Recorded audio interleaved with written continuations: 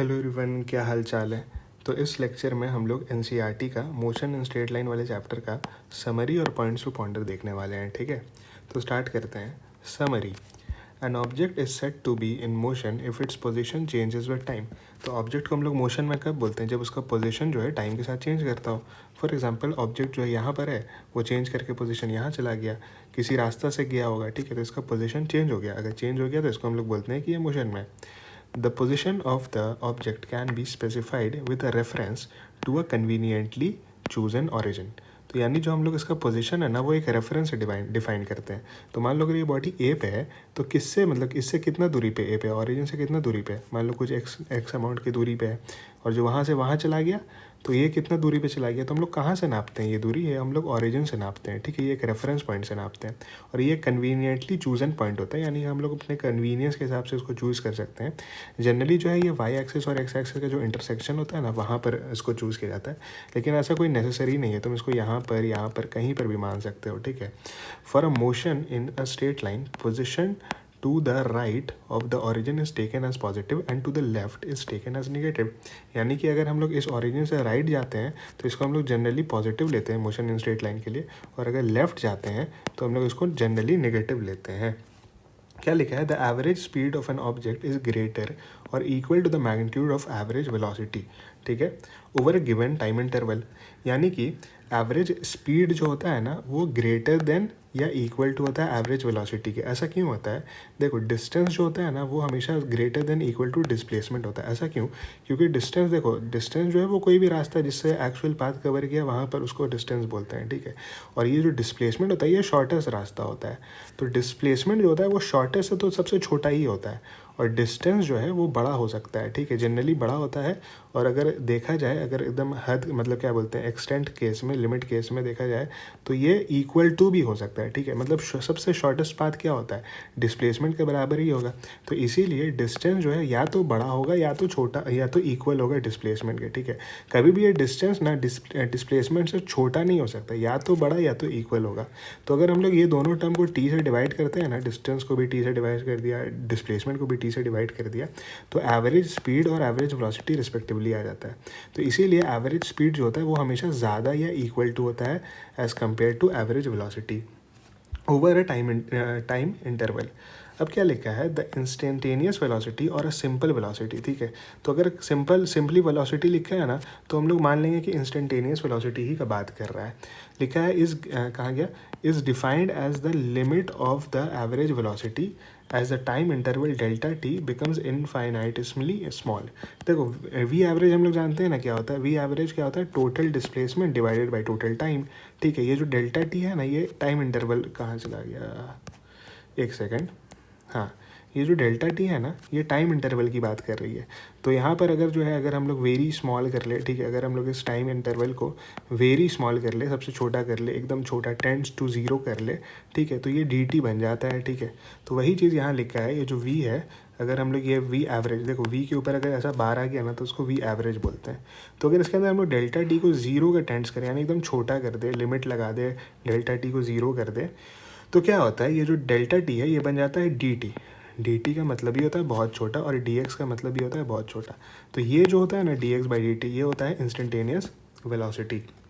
क्या लिखा है? The velocity at a particular instant is equal to the slope of the tangent drawn on a position time graph at that instant.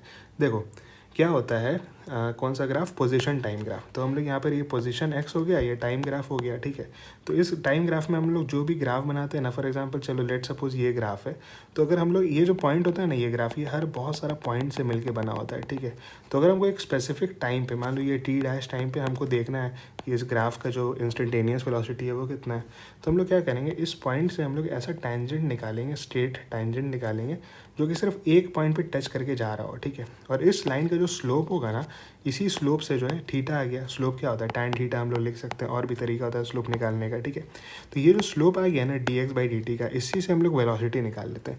यानी हम लोग को ये पता चल गया कि एक्स टी ग्राफ का जो स्लोप होता है ना, वो वेलोसिटी देता है। तो तुमको पता है ना, एक्स टी ग्राफ का जो स्लोप हो गया वो क्या देती है? वो वेलोसिटी दे दिया। अब क्या लिखा हुआ है, point number 3, average acceleration is the change in velocity divided by the time interval during the change occurs, ठीक है। अब हो सकता है वेलोसिटी जो है वो चेंज हो रहा हो, ठीक है। तो अगर हम लोग को एवरेज एक्सेलरेशन निकालना है ना, एवरेज एक्सेलरेशन क्या, फिर से बार लगाए, ये क्या चीज़ के इक्वल हो गया, delta we by delta T. तो ये हो गया एवरेज एक्सेलरेशन। अब आते हैं इंस्टेंटेनियस एक्सेलरेशन पे, ठीक है। Instantaneous acceleration is defined as the, कुछ छूटा तो नहीं है ना, ठीक है। चलो क्या लिखा है, instantaneous acceleration is defined as the limit of the average acceleration as the time interval delta t goes to zero. यानी यहाँ पर भी सेम चीज़ किया गया है। ये जो ए है इंस्टेंटेनियस एक्सेलरेशन, ये जो एवरेज एक्सेलरेशन का अगर हम लोग लिमिट लगा दे, डेल्टा टी को ज़ीरो के बराबर कर दे, तो क्या होता है, लिमिट लगा दे डेल्टा टी ज़ीरो के बराबर कर दे, तो वो d v by d t हो जाता है, ठीक है। अगर ये d v by d t की बात करेंगे ना, तो ये क्या आ जाएगा, इंस्टेंटेनियस एक्सेलरेशन ही आ जाएगा। अब आगे क्या है, the acceleration of an object at a particular time is the slope of the velocity time graph. तो इसका क्या है कि acceleration of an object at a particular time is the slope of the velocity time graph, ठीक है। तो ये देखो, ये वेलोसिटी टाइम ग्राफ बनाया, ठीक है, वेलोसिटी टाइम ग्राफ बनाया। यहाँ पर भी एक सपोज एक ग्राफ है, यहाँ पर भी अगर हम लोग लाइन खींचे इस टी डैश पॉइंट पे, तो इसका जो वी टी का जो स्लोप आता है ना, वो क्या देता है मालूम है, वो जो देता है वो एक्सेलरेशन देता है। तो वही चीज़ लिखा हुआ है। एक्सेलरेशन कैसे निकालेंगे ऑब्जेक्ट का, हम लोग देखेंगे, स्लोप देखेंगे वेलोसिटी टाइम ग्राफ का एट दैट पर्टिकुलर इंस्टेंट। अगर इस इंस्टेंट पे निकालना है तो यहाँ पर का हम लोग स्लोप देख लेंगे, यहाँ पर का निकालना है तो हम लोग यहाँ पर का स्लोप देख लेंगे क्या स्लोप आता है। अब क्या लिखा है, फॉर यूनिफॉर्म मोशन, अगर यूनिफॉर्म मोशन हो रहा है, एक चीज़ याद रहे, यूनिफॉर्म मोशन का मतलब होता है यूनिफॉर्म वेलोसिटी, ठीक है। हम आगे एक्सप्लेन करेंगे इसको और अच्छे से। तो अगर यूनिफॉर्म वेलोसिटी की बात हो रही है, तो यहाँ पर क्या लिखा है, एक्सेलरेशन इज ज़ीरो। देखो, अगर कोई चीज़ यूनिफॉर्म वेलोसिटी से मूव कर रहा है, यानी उसका वेलोसिटी चेंज नहीं हो रहा है। अगर वेलोसिटी चेंज नहीं हो रहा है तो हम लोग बोलेंगे उसके पास एक्सेलरेशन क्या है, ज़ीरो एक्सेलरेशन है। And the x t graph is a straight line inclined to the time axis, ठीक है। तो यहाँ एक्स टी ग्राफ का बात कर रहा है, एक्स टी ग्राफ का जो होगा उसका इंक्लिनेशन होगा टाइम एक्सिस से। हम इसको एक्सप्लेन करते हैं। तुम यहाँ पर देखो एक्स टी ग्राफ, ये वाला एक्स टी ग्राफ, ठीक है। ये देखो, ये एक्स टी ग्राफ है, ठीक है। अब बोलता है कि इसका जो ग्राफ होता है ना, वो इंक्लाइंड होता है टाइम एक्सिस, ये टाइम एक्सिस हो गया। तो इससे एक इंक्लिनेशन पे, इंक्लिनेशन मतलब क्या, एक तरह का झुकाव है, थीटा एंगल का झुकाव है। देखो यहाँ पे थीटा जो है ना वो कांस्टेंट है, देखो ये वाला पॉइंट पे देखो कांस्टेंट, सेम थीटा, यहाँ भी सेम थीटा, यहाँ भी सेम थीटा, ठीक है। तो ये जो एंगल आ रहा है ना, ये बराबर आ रहा है, तो थीटा जो है बेसिकली कांस्टेंट है। अब थीटा जो होता है वो हम लोग उसका टैन थीटा निकाले तो क्या मिलता है, स्लोप मिलता है। तो यानी स्लोप भी कांस्टेंट हो गया। देखो भाई, अगर थीटा अगर कांस्टेंट है तो टैन थीटा भी जो होगा वो भी कांस्टेंट वैल्यू आएगा, और टैन थीटा ही जो होता है वो स्लोप होता है, ठीक है। तो ये स्लोप जो है, इसका स्लोप क्या देता है, वेलोसिटी देता है, एक्स टी ग्राफ का बताया था ना वहाँ पर। तो वेलोसिटी भी क्या हो गया, कांस्टेंट हो गया। अगर कोई चीज़ का वेलोसिटी कांस्टेंट है, यानी उसका वेलोसिटी चेंज ही नहीं हो रहा है, तो यानी उसके पास एक्सेलरेशन नहीं है, ठीक है। तुम अगर बाइक चला रहे हो, तुम सेम वेलोसिटी से चलाते जा रहे हो, यानी इसका मतलब तुम एक्सेलरेशन नहीं दबा रहे हो। देखो रियल लाइफ में होता है कि एयर वाला रेजिस्टेंस आता है और थोड़ा स्लो कर देता है, लेकिन अगर एयर रेजिस्टेंस हटा दे, आइडियल कंडीशन में देखो, तो तुम्हारा वेलोसिटी सेम तरीके से चलता रहेगा जब तक तुम एक्सेलरेशन ना दो। तो वही चीज़ यहाँ पर ग्राफ लिखा हुआ है। तो याद रखना, एक्स टी ग्राफ का जो होता है इंक्लाइंड होता है टुवर्ड्स, क्या लिखा है, इंक्लिनेशन होता है, ठीक है, टाइम एक्सिस से। अब आगे क्या लिखा है, and the v t graph is a straight line parallel to the time axis. यानी वी टी ग्राफ कैसा होगा, यहाँ देखो ऊपर ये वाला वी टी ग्राफ क्या है, स्ट्रेट लाइन है parallel to the time axis. यानी कि ये यूनिफॉर्म मोशन हो रहा है, यूनिफॉर्म मोशन यानी यूनिफॉर्म वेलोसिटी। अब यूनिफॉर्म वेलोसिटी है तो यानी टाइम t1 पे देखा जाए तो वी डैश वेलोसिटी आ रहा है, और अगर हम लोग टाइम t2 पे देखें तब भी वी डैश वेलोसिटी आ रहा है, यानी इसका वेलोसिटी तो चेंज ही नहीं हो रहा है। तो अगर हम लोग उसको इस तरीके से भी देखें तब भी एक्सेलरेशन क्या आता है, ज़ीरो आता है। इसको ग्राफ के नज़रिए से देखोगे तो यहाँ पर ग्राफ जो है ये वाला है, इसका स्लोप निकालो क्या होता है, इसका जो थीटा है, एक्स एक्सिस से थीटा कितना है, थीटा जो है वो 0 डिग्री है। टैन जीरो अगर हम लोग निकालेंगे, देखो यहाँ पर टैन थीटा जो है वो टैन जीरो की डिग्री के बराबर आ गया। टैन 0 डिग्री का वैल्यू क्या आता है, 0 आता है। तो इसका स्लोप क्या हो जाएगा, स्लोप जो कि एक्सेलरेशन के बराबर है वो भी 0 हो जाएगा। यानी कि इस ग्राफ का एक्सेलरेशन जो है 0 हो जाएगा जब यूनिफॉर्म मोशन का बात कर रहे हैं। तो यहाँ पर यूनिफॉर्म मोशन के बारे में बताया। अब दूसरा जो है यूनिफॉर्म एक्सेलरेशन के बारे में बताना चाहता है। तो क्या लिखा है, uniform acceleration x t graph is a parabola while the v t graph is a straight line inclined to the time axis. तो आज जो यहाँ पर क्या लिखा हुआ है, चलो ये ग्राफ बताते हैं, ठीक है। ये देखो क्या लिखा है, v t graph is a straight line, ठीक है, inclined to the time axis. Oh parallel लिखा है क्या लिखा हुआ है, v t graph is a straight line parallel to the time axis. अच्छा ये वाला sorry, x t graph is parabola and v t graph is a straight line incline to the time axis. तो देखो ये जो we t graph है, हम थोड़ा ऊपर वाला पढ़ लिए थे गलती से।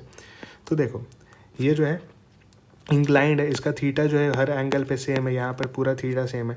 तो इसका जो स्लोप है बेसिकली कांस्टेंट है। स्लोप क्या देता है? एक्सेलरेशन देता है। एक्सेलरेशन क्या है? कांस्टेंट है। यानी इसका जो एक्स के पास एक्सेलरेशन है, एक्सेलरेशन एग्जिस्ट करता है।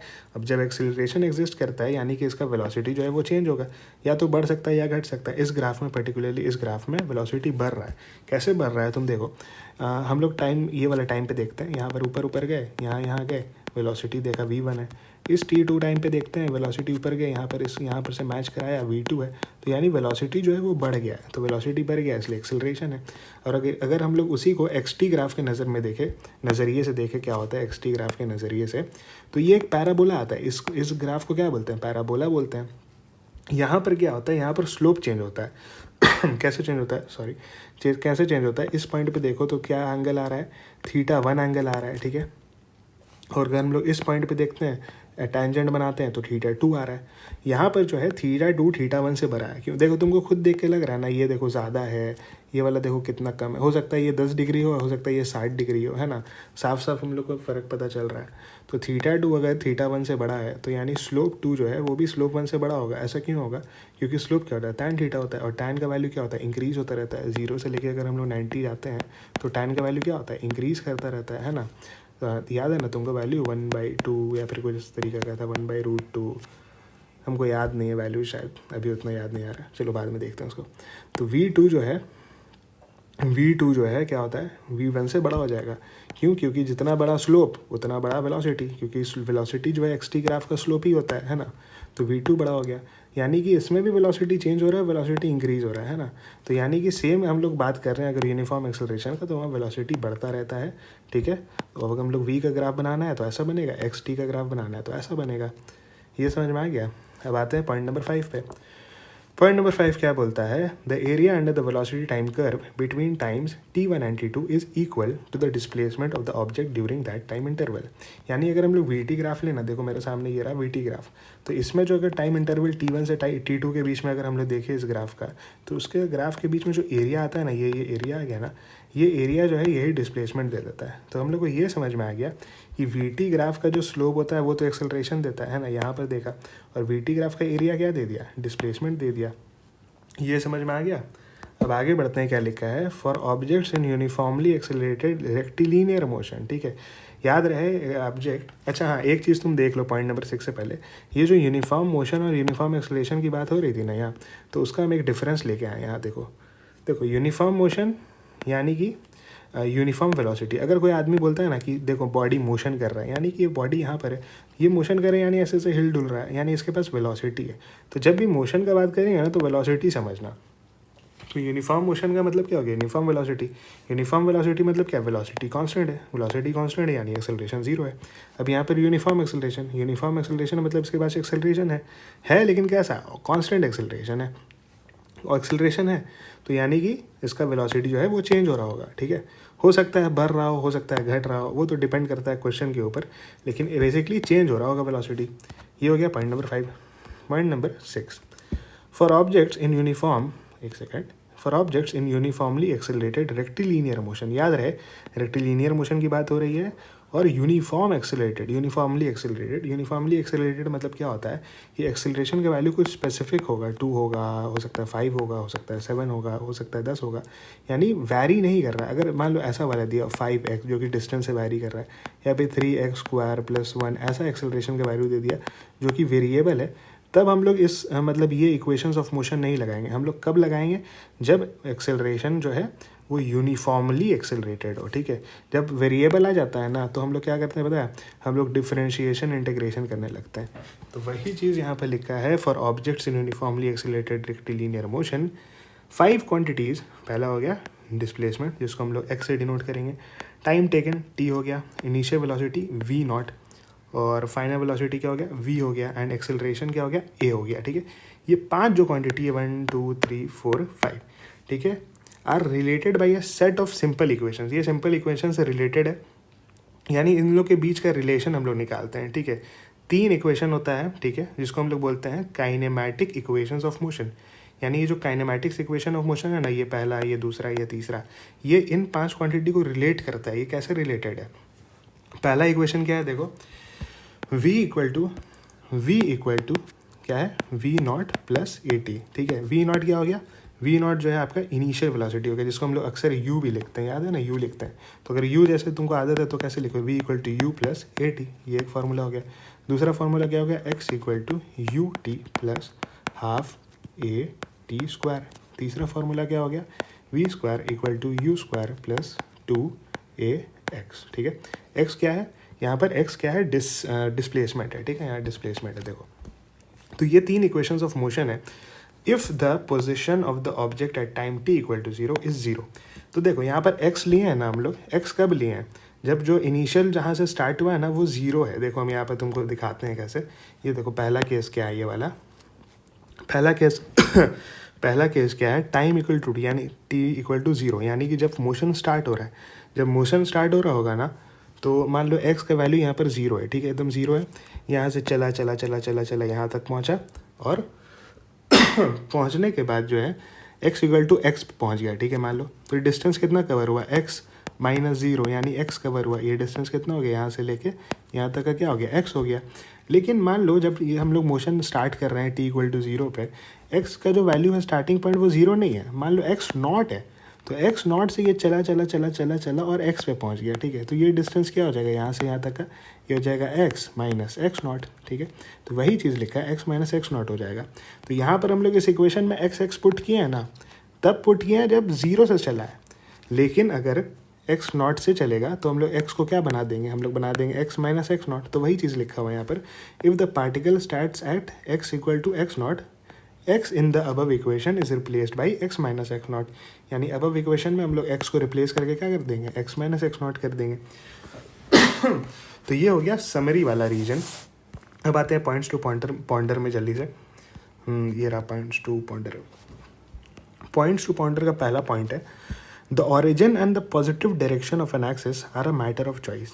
यानी कि जो ऑरिजिन होता है, ये जो ऑरिजिन है और ये जो पॉजिटिव डायरेक्शन है, ये as a matter of choice है। ये हम लोग के ऊपर डिपेंड करता है, हम लोग का चॉइस है। आपको जहाँ लेना है लीजिए। अगर आपको ऑरिजिन जो है यहाँ पर लेना, आप यहाँ लीजिए। आपको यहाँ लेना, यहाँ लीजिए। यहाँ लेना, यहाँ लीजिए। अपना जहाँ पर मर्जी है वहाँ ले सकते हो ऑरिजिन को।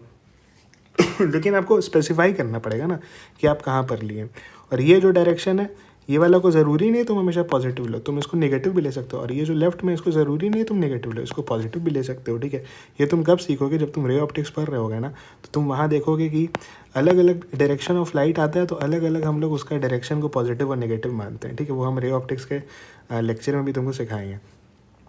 लिखा है, you should first specify this choice before you assign signs to the quantities like displacement, velocity and acceleration. यानी आप एक स्पेसिफाई कर दीजिएगा पहले कि हाँ हम इसको पॉजिटिव ले रहे हैं, स्पेसिफाई कर दीजिएगा कि हम इसको नेगेटिव ले रहे हैं, तभी जाके आप क्वेश्चन सॉल्व कीजिएगा और वेलोसिटी, डिस्प्लेसमेंट, ये सब एक्सेलरेशन ऐसा टर्म्स का वैल्यू निकालिएगा। लिखा हुआ है दूसरा पॉइंट कि if a particle is speeding up, acceleration is in the direction of the velocity. यानी अगर पार्टिकल का स्पीड बढ़ रहा है, स्पीड बढ़ रहा है, तो हम लोग क्या करते हैं, एक्सेलरेशन जो है वेलोसिटी के डायरेक्शन में होता है। तुम ये वाला इक्वेशन देखो, मतलब फोटो देखो क्या लिखा हुआ है। मान लो तुम यहाँ v वेलोसिटी से जा रहे हो, ठीक है।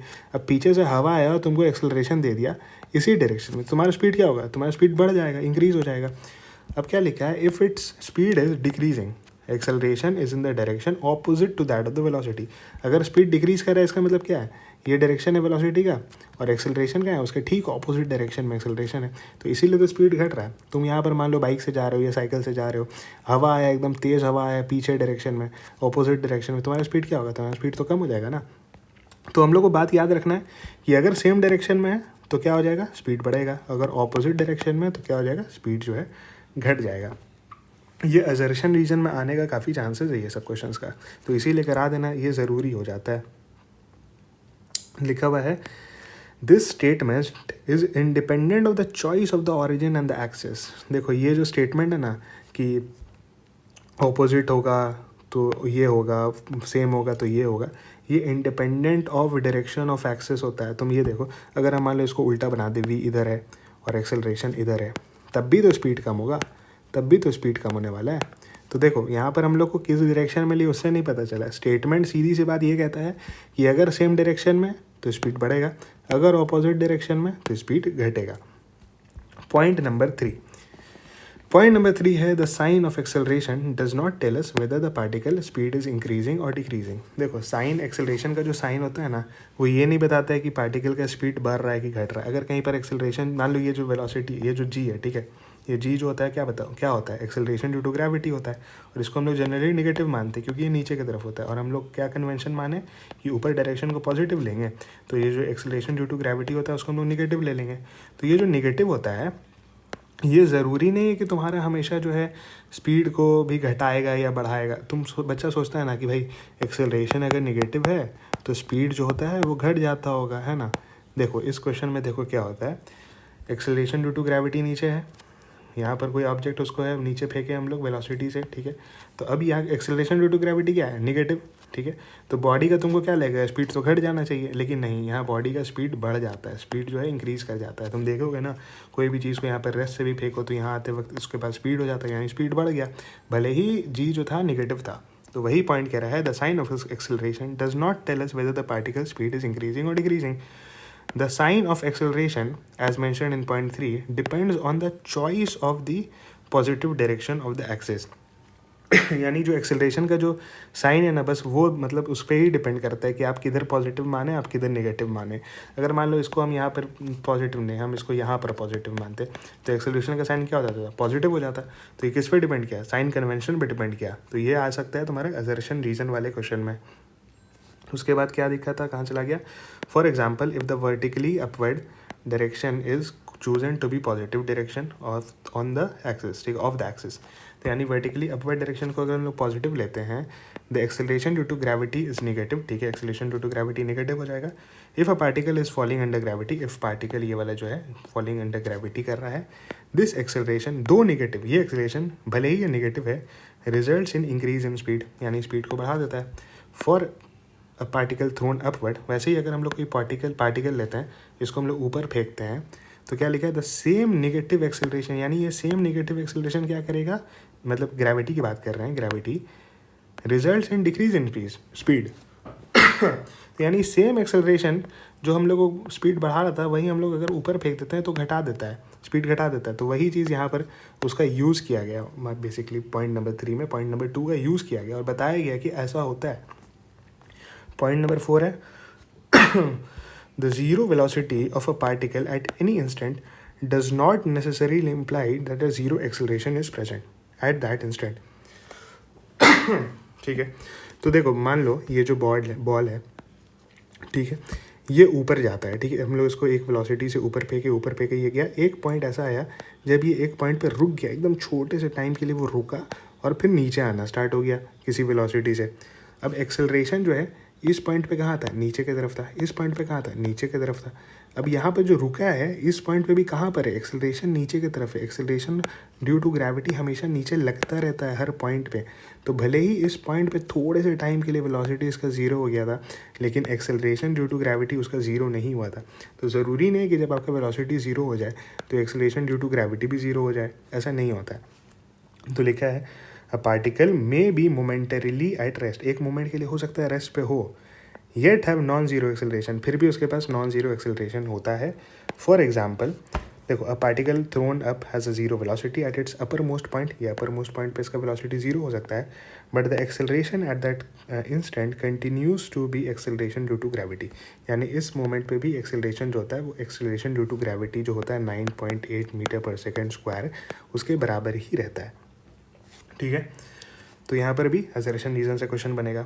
इन the kinematics equation of motion the various quantities are algebraic, that is they may be positive और द नेगेटिव। ठीक है, जब हम लोग इक्वेशन ऑफ मोशन लगाते हैं ना, तो उसके अंदर जितना भी तुम्हारा एक्सेलरेशन का वैल्यू है वो नेगेटिव भी हो सकता है, पॉजिटिव भी हो सकता है ना। कभी बोलते हैं ना हम लोग कि वेलोसिटी जो है वो -5 मीटर पर सेकंड है, या एक्सेलरेशन जो है वो -3 मीटर पर सेकंड स्क्वायर है। ठीक है, तो ये पॉजिटिव भी हो सकता है, नेगेटिव भी हो सकता है, कुछ भी हो सकता है। ठीक है, the equations are applicable in all situations, ये जो इक्वेशंस है, जो ऊपर 3 इक्वेशन था वो हर सिचुएशन में एप्लीकेबल है। ठीक है, for one dimensional motion with a constant acceleration. हम तुमको बताया था ना कि कांस्टेंट एक्सेलरेशन ही का बात करेंगे, वेरिएबल का जहाँ बात की है हम लोग, देखो यहाँ लिखा है एक्सेलरेशन हमेशा कांस्टेंट का बात करेंगे, वेरिएबल का बात नहीं करना है, तभी इक्वेशन ऑफ मोशन वैलिड होगा। तो लिखा है provided all the values of different quantities are substituted in the equation with the proper signs. देखो वो जो इक्वेशन है वो वैलिड रहेगा, ठीक है, मतलब पॉजिटिव लो नेगेटिव लो वैलिड रहेगा, बस शर्त ये है कि आप जो वैल्यू रखें हैं वो प्रॉपर साइंस के साथ रखें। अगर आप सब चीज़ का वैल्यू प्रॉपर साइन के साथ रखते हैं, चाहे वो डिस्प्लेसमेंट का वैल्यू हो, वेलोसिटी का वैल्यू हो, एक्सेलरेशन का वैल्यू हो, किसी का भी वैल्यू हो, अगर आप प्रॉपर साइन के साथ रखते हैं तो वो इक्वेशंस वैलिड है। Point number 6, the definitions of the instantaneous velocity and the acceleration are exact and they are always correct। ठीक है, देखो डेफिनेशन ऑफ इंस्टेंटेनियस वेलोसिटी क्या होता है, एक पॉइंट पे उसका वेलोसिटी क्या है, एक पॉइंट पे उसका एक्सेलरेशन क्या है, 2 मीटर पर सेकंड है कि क्या है उसका वेलोसिटी और एक्सेलरेशन, ये हमेशा वैलिड होता है, ठीक है, ये एग्जैक्ट वैल्यू आता है और ये वैलिड रहता है।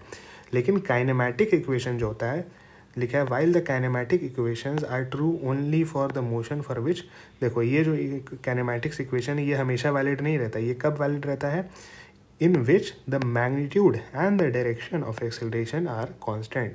यानी एक्सेलरेशन का जो है एक्सेलरेशन कांस्टेंट होना चाहिए, क्या क्या चीज़ में कांस्टेंट होना चाहिए, मैग्नीट्यूड में भी एक्सेलरेशन कांस्टेंट हो और डायरेक्शन में भी कांस्टेंट हो during the course of motion. जब मोशन कर रहा है तब आपका एक्सेलरेशन कांस्टेंट है, तभी ये इक्वेशंस ऑफ मोशन लगेगा, अगर वेरिएबल है तो इक्वेशंस ऑफ मोशन नहीं लगेगा। तो ये तुमको समझ में आ गया। तो ये पॉइंट्स टू पॉइंटर हम मेरे ख्याल से हम सब करवा दिए हैं। और नेक्स्ट चैप्टर क्या चाहिए तुम मेरे से पूछना, और टेलीग्राम में जो है ये PDF वगैरह डाल देंगे हम, और 12th भी करवाने वाले हैं। और सबसे बड़ी बात यह है कि जो सब्सक्राइब वगैरह जो होता है वो सब कर देना, वीडियो को लाइक